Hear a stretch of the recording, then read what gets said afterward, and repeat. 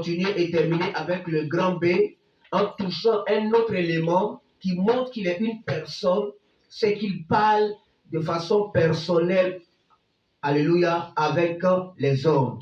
Le Saint-Esprit parle de façon personnelle. Praise the Lord. Il parle de façon personnelle avec les hommes. On peut nous prendre Actes chapitre 13, le verset 2. Pendant qu'ils servaient le Seigneur dans leur ministère et qu'ils jeûnaient, le Saint-Esprit dit, mettez-moi à part Barnabas et Saul pour l'œuvre. Alléluia. Et Saul pour l'œuvre à laquelle je les ai appelés. Praise the Lord. Au temps des apôtres, l'assemblée qui était réunie était quoi? L'église primitive. Et dans cette église primitive, le Saint-Esprit prend la parole et parle. Il s'adresse à des hommes et il dit à ces personnes, mettez-moi à part Barnabas et Saul. Alléluia. Parce que lui, il va les envoyer quelque part. Et donc, le Saint-Esprit parle. Une puissance ne parle pas. Une force ne parle pas. Alléluia. Une énergie ne parle pas. Mais lui, le Saint-Esprit, il parle. Ce qui revient à dire qu'il est une personne. Il s'adresse à des hommes. Il parle à des hommes. Alléluia. Si nous pensons que le Saint-Esprit est une force, est une énergie, et qu'il ne peut pas parler avec l'homme, c'est-à-dire qu'il ne peut pas parler avec nous, nous ne pourrons rien recevoir de lui. Alléluia. Parce que c'est en fonction de la connaissance ou en fonction de l'enseignement que tu reçois que les choses aussi se passent. C'est en fonction de l'enseignement que les choses se manifestent. Si tu ne crois pas que le Saint-Esprit peut te parler, il ne va pas te parler. Parce que même quand il te parlera, tu ne sauras même pas que c'est lui qui te parle. Un compagnon qui est différent des autres compagnons que nous avons. Peut-être un ami intime, un collègue. Peut-être ton épouse, ton époux, ton ami, ton enfant, ta maman, ton papa. Le Saint-Esprit est le meilleur. Ne crois pas un seul instant qu'il ne te parle pas. Mais là, nous y reviendrons. Mais ne crois pas un seul instant qu'il ne parle pas aux hommes. Prophétique ici, il a parlé aux hommes. Il y a plusieurs exemples, mais je vais m'arrêter sur ce verset. Amen. Amen. Il parle aux hommes. Il parle aux hommes et avec des hommes. Quand on dit qu'il parle aux hommes, c'est-à-dire qu'il leur adresse des paroles. Quand on dit qu'il parle avec, cela revient à dire qu'il y a un retour qui se fait, n'est-ce pas? C'est-à-dire qu'il te parle et toi tu réponds. Donc il y a une causerie entre toi et lui, sinon entre l'homme et le Saint-Esprit. Il parle avec les hommes. Le grand C. Pourquoi le Saint-Esprit est notre meilleur compagnon? D'abord, petit 1, il connaît les choses de Dieu. Alléluia. Amen. Nous allons prendre dans le livre de 1 Corinthiens chapitre 2 à partir du verset 9. Mais comme il est écrit, ce sont des choses que l'œil n'a point vues, que l'oreille n'a point entendues, et qui ne sont point montées au cœur de l'homme. Alléluia. Des choses que Dieu a préparées pour ceux qui l'aiment. Verset 10.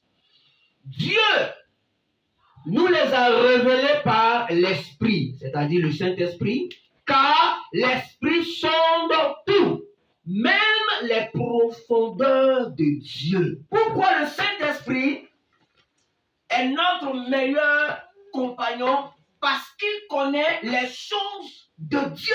Aujourd'hui, nous voulons faire la volonté de Dieu, n'est-ce pas? Aujourd'hui, nous souhaiterons véritablement marcher comme Dieu le souhaite. Et même les choix que nous faisons dans nos vies, les choix que nous faisons dans nos activités, les choix que nous faisons, alléluia, les décisions que nous prenons, nous souhaiterons véritablement que ça soit la volonté de Dieu. Mais qui, mieux que le Saint-Esprit, connaît la volonté de Dieu? Mais qui, mieux que le Saint-Esprit, sait ce qui est en Dieu? Souvent, nous avons des décisions à prendre. Et nous souhaitons véritablement que Dieu nous éclaire, que Dieu nous parle, que Dieu nous oriente. Alléluia. Mais comment est-ce que nous pourrons recevoir de Dieu ce que nous souhaitons voir, ce que nous attendons, si nous nous éloignons du Saint-Esprit? Le Saint-Esprit connaît les profondeurs de Dieu. tout ce qui est en lui. Alléluia. Tout ce qui est en Dieu, le Saint-Esprit connaît. Le Saint-Esprit sait. Il connaît la volonté de Dieu. Mais pourquoi ne pas s'attacher à lui? Pourquoi ne pas véritablement chercher à le connaître? Pourquoi ne pas véritablement s'allier à lui? Pourquoi ne pas véritablement demeurer dans sa présence? Nous nous posons des questions. Mais qu'est-ce que Dieu pense? Mais qu'est-ce que Dieu dit? Mais qu'est-ce que Dieu veut? Mais ce que Dieu dit, ce que Dieu veut, ce que Dieu pense, le Saint-Esprit le sait. Et le Saint-Esprit étant en toi, il est prêt à te communiquer la pensée de Dieu, la volonté de Dieu. Mais si tu t'éloignes du Saint-Esprit, comment est-ce que tu pourras savoir ce que Dieu veut de toi, ce que Dieu a arrêté pour toi, ce que Dieu a décidé dans ta vie? Vous savez, il y a des décisions importantes qui changent la vie. Le choix par rapport au mariage, le conjoint, alléluia. Le choix ou une décision qu'il faut prendre par rapport au travail, par rapport aux affaires, alléluia. Une décision qu'il faut prendre par rapport à ses enfants. Nous avons besoin de la volonté de Dieu. Mais laquelle volonté, alléluia, est communiquée par le Saint-Esprit. Mais si nous disons que nous pouvons de nous-mêmes, avec la chair, fonctionner sans le Saint-Esprit, nous allons passer à côté de bonnes choses, à côté des choses agréables que l'Éternel a arrêtées. Est-ce que je parle à quelqu'un? La Bible déclare que de la même manière que l'esprit de l'homme connaît les pensées qui sont dans le cœur de l'homme, c'est de cette même manière que le Saint-Esprit sait, il connaît ce qui est en Dieu. Je ne pourrai accomplir la volonté de Dieu si je ne marche pas avec le Saint-Esprit. Je ne pourrai accomplir la pensée de Dieu si je mets de côté le Saint-Esprit et je vais à mes occupations seul. Je ne pourrai comprendre ce qui m'arrive. Je ne pourrai comprendre ce qui m'entoure. Je ne pourrai comprendre les défis au devant de moi. Je ne pourrai comprendre tout ce qui m'environne si je ne marche pas avec le Saint-Esprit. Pourquoi est-ce qu'il est le meilleur compagnon? Parce que lui, il connaît la pensée de Dieu. Il connaît la volonté de Dieu. Le compagnon sur qui tu t'appuies, ton meilleur ami, ta meilleure copine, à qui tu dis tout, tu parles de tout, même les choses concernant ton foyer, ton meilleur ami, à qui tu parles de tout, tu dis c'est mon confident, c'est mon compagnon, mais celui-ci qui est ton compagnon, qui est ton confident, ne connaît pas la volonté de Dieu. Il ne connaît pas la volonté de Dieu pour toi, mais quel conseil il va te donner? Peut-être des conseils propres à ses intérêts, je voulais dire. Des conseils propres à ses intérêts, mais quels sont les conseils qu'il va te donner? Ceux qu'on appelle amis, ceux qu'on appelle confidents, ceux qu'on appelle, je ne sais pas moi, meilleur ami, je ne sais pas quelle définition donner, ou quel mot employer. Mais c'est des personnes qui, arrivent à un certain moment, se cherchent elles-mêmes. Et nous nous appuyons sur elles. Le regard est tourné complètement, dirigé vers ces personnes. On oublie complètement Dieu. On met Dieu de côté et le regard est tourné vers ces personnes. Si ces personnes ne parlent pas dans mon affaire, ça ne peut pas marcher. Si celui-ci ne me donne pas un conseil, je ne sais pas quoi faire. Mais pourquoi t'éloigner de celui qui t'a créé, qui a mis en toi son esprit, pour que justement tu puisses mener à bien ta relation avec Dieu et tu regardes aux hommes. Les hommes eux-mêmes se cherchent et toi aussi tu les cherches. Le meilleur compagnon, parce que lui, il connaît les profondeurs de Dieu. Nous avons besoin de ce compagnon-là. Alléluia. Les autres ne connaissent pas. Mon épouse à côté de moi est une bénédiction. Je suis une bénédiction aussi pour elle. Mais elle, là, elle ne connaît pas la volonté de Dieu, la pensée de Dieu, sauf si le Saint-Esprit lui communique cela, pour qu'elle puisse m'aider moi et vice-versa. Alléluia. Je veux dire quoi? Les gens ont le regard beaucoup plus porté sur leur épouse, sur leur mari, sur les enfants, leurs parents, et ainsi de suite. Alors qu'au-delà de cette relation qui est horizontale, il y a celle qui est verticale entre l'homme et Dieu, qu'il faut restaurer, qu'il faut renforcer, qu'il faut soutenir. Parce qu'en réalité, ou non en vérité, alléluia, sinon en vérité, c'est la relation verticale qui produit quelque chose de bon dans la relation horizontale. Mais si la relation verticale n'est pas renforcée, si la relation verticale n'est pas restaurée, au niveau de la relation horizontale, c'est-à-dire entre l'homme et l'homme, il aura toujours des parasites, il aura toujours problèmes de réseau, il aura toujours des problèmes. Alléluia. Avant toute chose, il faut rétablir ta relation avec Dieu.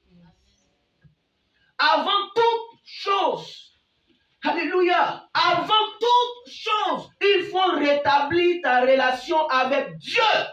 Et cette relation qu'il faut rétablir avec Dieu se fait par le Saint-Esprit qui est en nous.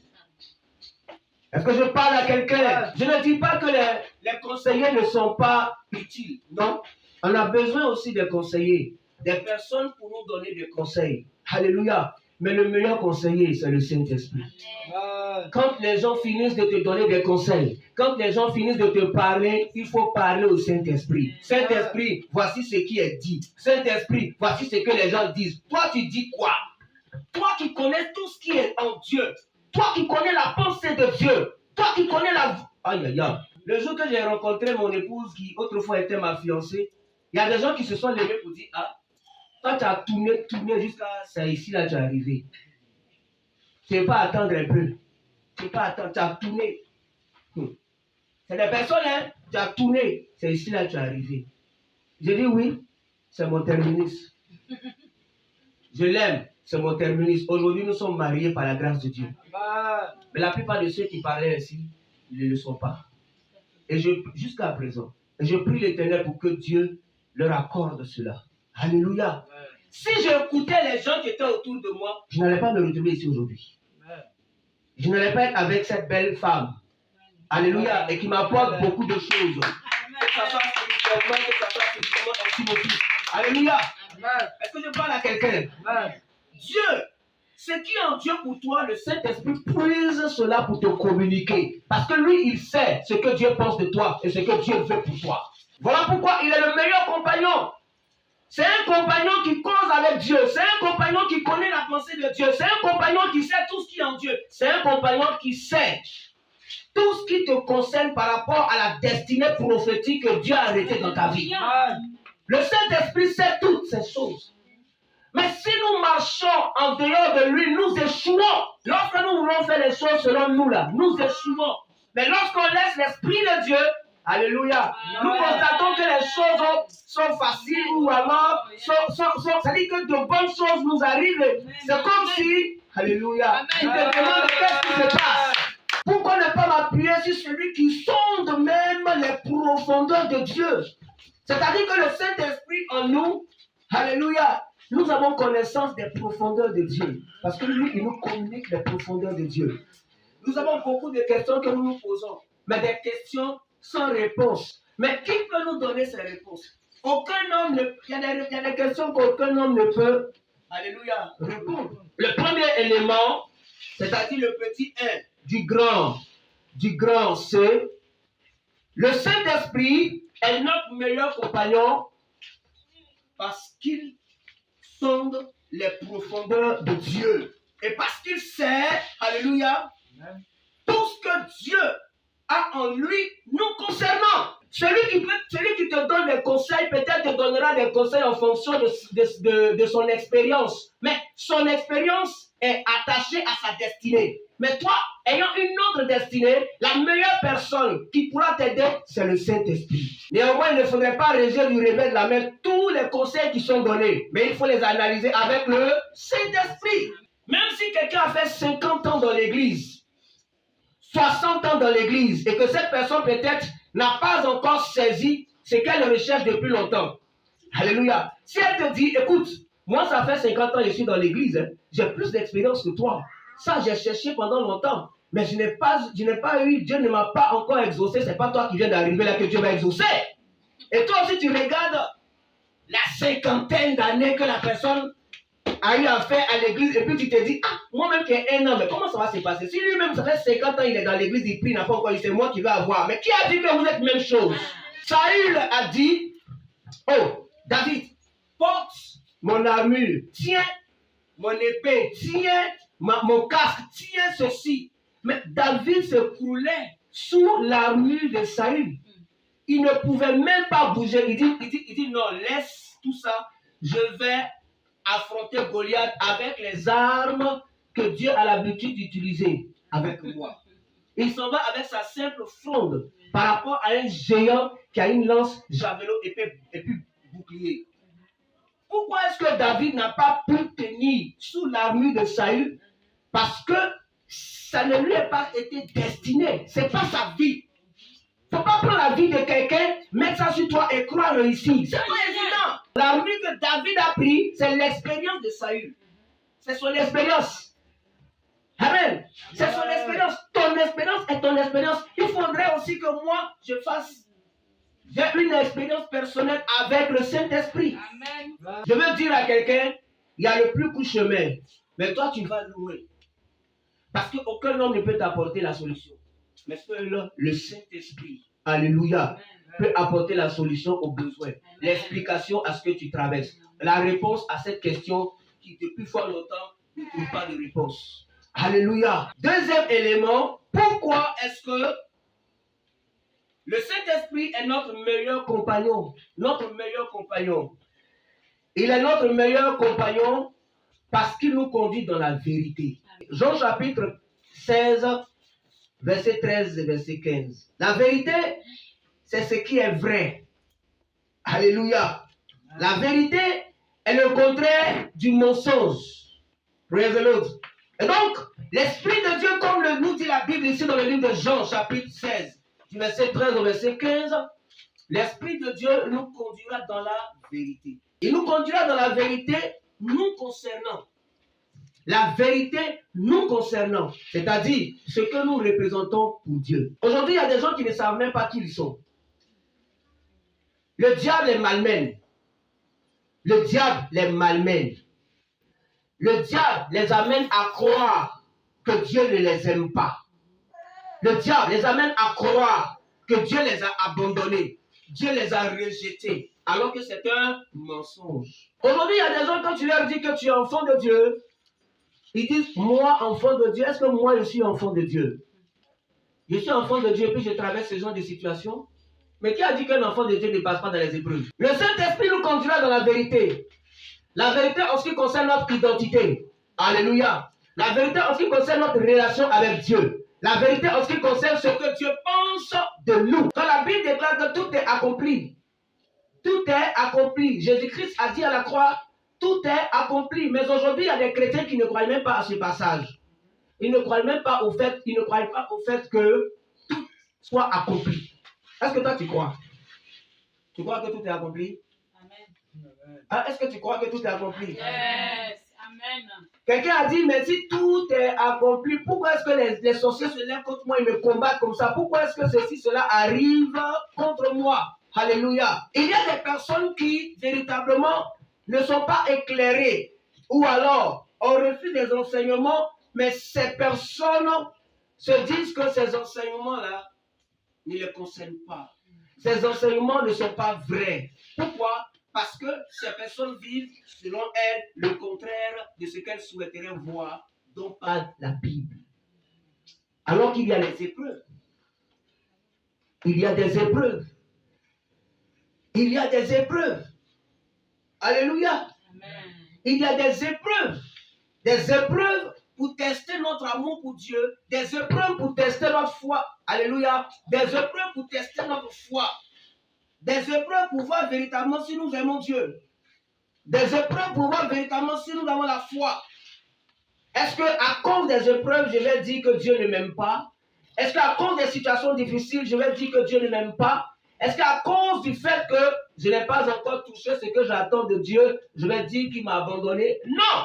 La Bible dit dans le livre de Colossiens chapitre 3, le verset 3, que notre vie est cachée avec Christ en Dieu. Voici la position supérieure que nous occupons. C'est-à-dire ta vie et tout ce qui te concerne est caché avec Jésus-Christ en Dieu. Avant de t'atteindre, il faut atteindre d'abord Dieu, toucher Jésus avant de t'atteindre. Alléluia. C'est une assurance éternelle. Praise the Lord. Mais combien sont ceux-là qui font un avec cette parole? Combien sont ceux-là qui véritablement croient que cette parole est la vérité? Aujourd'hui, nous nous posons beaucoup de questions. Parce que des questions qui nous amènent à douter de Dieu. Pourquoi? Parce qu'on ne sait pas qui nous représentons, qui nous sommes, pardon, pour lui, et ce que nous représentons pour lui. Est-ce que je parle à quelqu'un? Est-ce que je parle à quelqu'un? Amen. Est-ce que je parle à quelqu'un? Amen. La Bible déclare que Dieu a livré l'Égypte. Il a livré le sabbat pour sauver Israël. il livre des nations païennes pour sauver Israël. Ça, c'est dans l'Ancien Testament. Maintenant, pour l'humanité tout entière, amen, Dieu envoie son Fils Jésus-Christ qui n'a point péché. Alléluia. Autrefois, pour Israël, il donnait des nations païennes qui avaient des dieux étrangers. Mais pour tous, amen, c'est-à-dire, y compris Israël comme les nations, il envoie Jésus-Christ de Nazareth qui n'a point péché. Il envoie Jésus-Christ de Nazareth qui n'a point péché. Maintenant, moi je dis, l'amour par rapport à quelqu'un est défini par rapport au cadeau qui est donné. N'est-ce pas? Par rapport au geste qui est fait. Est-ce que quelqu'un me suit? Est-ce que quelqu'un me suit? Amen. On voit la profondeur de l'amour qu'une personne a pour une autre par rapport à sa façon de faire avec cette personne. Pour Israël, il a donné des nations païennes. Et pour tout le monde, c'est-à-dire toi qui autrefois ne faisant pas partie de cette nation d'Israël, il donne Jésus-Christ qui n'a point péché. Mais quel amour! La valeur du don détermine la profondeur de l'amour que Dieu a pour nous. Amen. Et le diable te fait croire que Dieu ne t'aime pas. Mais s'il ne t'aime pas, il va donner son fils Jésus-Christ d'Azareth. Pourquoi? La vérité nous concernant, notre identité et notre relation par rapport, alléluia, à Dieu. Le Saint-Esprit est celui qui va nous annoncer les choses qui arriveront. Les choses qui arriveront par rapport au monde dans le sens général et les choses qui arriveront par rapport à notre vie personnelle. Est-ce que je parle à quelqu'un? Les choses qui arriveront par rapport au monde, c'est-à-dire tout ce que Dieu a prophétisé, tout ce que Dieu a annoncé qui doivent s'accomplir, et des choses à venir par rapport à quoi? À notre marche personnelle avec Dieu, à notre vie personnelle, des choses à venir par rapport à notre destinée, celle que Dieu a arrêtée pour nous. La vérité. Le diable est un menteur. Oui, il nous fait douter. Il nous amène à douter de Dieu, à ne plus croire en lui, à ne plus croire à tout ce qu'il a décidé de faire. Même le diable nous amène à douter des promesses de Dieu dans notre vie. Ce que Dieu même t'a révélé là, ce que Dieu t'a montré personnellement dans les songes, le diable fait tout possible pour que tu puisses douter de ce qu'il t'a montré. La Bible dit dans le livre de Job 33 à partir du verset 14 que Dieu parle tantôt d'une manière, tantôt d'une autre. Lorsqu'on est plongé dans un profond sommeil, il nous donne quoi? Des avertissements. Et il nous donne d'éviter les coups du glaive et les trous. Et donc Dieu parle dans les songes. Tu as reçu des songes où tu as vu peut-être ton foyer à un certain niveau extraordinaire, ou ton travail, tes finances, ton activité, ta vie ministérielle, les dons spirituels. Tu as vu plein de choses. Maintenant, quand tu compares ce que tu as vu dans les songes à ce que tu vis en réalité, tu te poses beaucoup de questions qui amènent en toi le doute. Mais qui a dit que Dieu ne t'a pas montré parce qu'il veut véritablement que ces choses s'accomplissent dans ta vie? Il nous conduit dans son chemin. Il nous conduit dans la vérité. Le Saint-Esprit nous donne de marcher dans le chemin qui est Christ. Troisième élément, il nous enseigne. Le Saint-Esprit nous enseigne. Enseigner, c'est donner un savoir, communiquer un savoir. L'enseignement fait quoi? Nous élargit. L'enseignement illumine notre esprit. Alléluia. Amen. L'enseignement nous donne une connaissance qui nous fait comment grandir. On a besoin de grandir spirituellement. On a besoin de parvenir à une certaine maturité. Une maturité qui nous donnera de pouvoir véritablement braver tout défi qui se présente au devant de nous. Troisième point, il nous enseigne. C'est-à-dire qu'il nous élargit, il nous éclaire, il nous illumine. Alléluia. Amen. Alléluia. Amen. Il nous enseigne. Jean chapitre 14, le verset 26. Il nous enseigne sa parole. Il nous enseigne sa parole. C'est-à-dire, lorsque nous lisons la parole de Dieu et que nous la méditons par la suite, l'Esprit de Dieu nous donne certaines explications en rapport avec notre vie. Il y a des enseignements qui sont donnés, alléluia, par les hommes de Dieu. Et il y a aussi des enseignements donnés, par le Saint-Esprit à partir même de l'enseignement reçu ou de la lecture personnelle. Amen. À partir de ce que j'ai entendu comme message, le Saint-Esprit m'enseigne. Parce que il y a des histoires qui sont bibliques, qui sont dans la Bible. Alléluia. Et il y a des histoires qui sont propres à nous. Qui sont propres à nous, de façon personnelle. Le Saint-Esprit t'enseigne par sa parole, par rapport à ta situation. La situation que tu as maintenant n'est pas celle que ta voisine ou ton voisin a. Vous ne vivez pas la même situation. L'approche que le Saint-Esprit fera par rapport à toi en ce qui concerne sa parole n'est pas cette même approche qu'il fera à l'autre. Parce que vous n'avez pas la même situation. Est-ce que je parle à quelqu'un? Vous n'avez pas la même situation. Il nous enseigne sa parole. Il nous enseigne sa parole. Il nous explique avec des mots que nous pouvons comprendre. Avec des expressions que nous pouvons comprendre. Alléluia. Des mots et des expressions que nous pouvons comprendre par rapport à ce que nous vivons. Quelqu'un peut-être se dit comme ça, est-ce que mon histoire là est dans la Bible? Est-ce que ce que je vis là, quelqu'un a vécu ça dans la Bible? Est-ce que le Saint-Esprit même, il a des paroles même qu'il peut me dire par rapport à ce que je vis? Les gens disent non, il faut lire la Bible, tout est dans la Bible. Effectivement, tout est dans la Bible, mais ce n'est pas évident que tout le monde puisse voir. Mais le Saint-Esprit, par la grâce de Dieu, alléluia, il nous aide à comprendre les choses.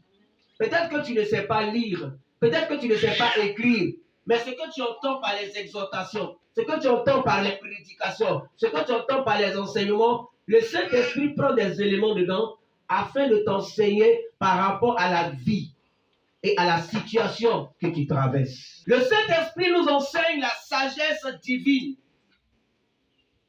Le Saint-Esprit nous enseigne la sagesse divine. Amen. La sagesse divine. On a besoin de sagesse. Un jour, on parlera de cela. On a besoin de sagesse. Celui qui n'est pas sage renverse sa maison. Celle qui n'est pas sage, elle renverse sa maison. Celui qui n'est pas sage, il renverse sa maison. Si tu n'es pas sage, excusez-moi de l'expression, tu vas déféquer là où tu manges. Si tu n'es pas sage, toi la femme, tu vas déféquer là où tu manges. Alléluia. Amen. Si la Bible déclare que par le comportement de la femme, son mari peut venir à Dieu sans même qu'elle utilise la parole de Dieu, cela revient à dire que ces attitudes émaneront de quoi? La sagesse. Il faut la sagesse en toutes choses. On a besoin de la sagesse, pas celle qui est selon les hommes, mais selon Dieu. Amen. Alléluia. Celle qui est selon Dieu. Et donc le Saint-Esprit nous enseigne la sagesse, c'est-à-dire, dans certaines attitudes, il nous souffle le comportement qu'il faut adopter. Le Saint-Esprit nous enseigne la pensée de Dieu par rapport à notre marche personnelle avec lui, Dieu.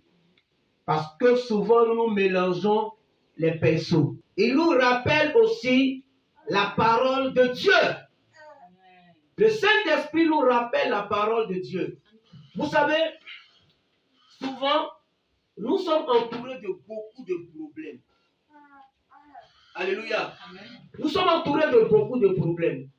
Et à cause de ces problèmes, nous oublions même la parole de Dieu. Nous oublions les enseignements. Nous oublions les prédications. Nous oublions les exhortations. Nous oublions ce que Dieu nous a dit par sa parole. Et qu'est-ce que le Saint-Esprit fait? Le Saint-Esprit nous ramène certains enseignements à l'esprit.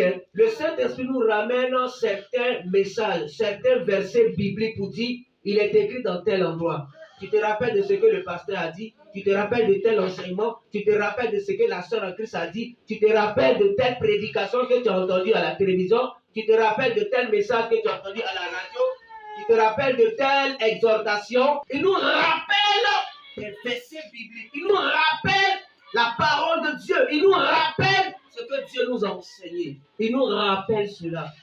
Lorsque le diable nous pousse à un comportement bien sûr qui est contraire à Dieu, le Saint-Esprit nous ramène à sa parole. Il nous ramène aux enseignements. Praise the Lord. Alléluia. Nous allons arrêter la pause.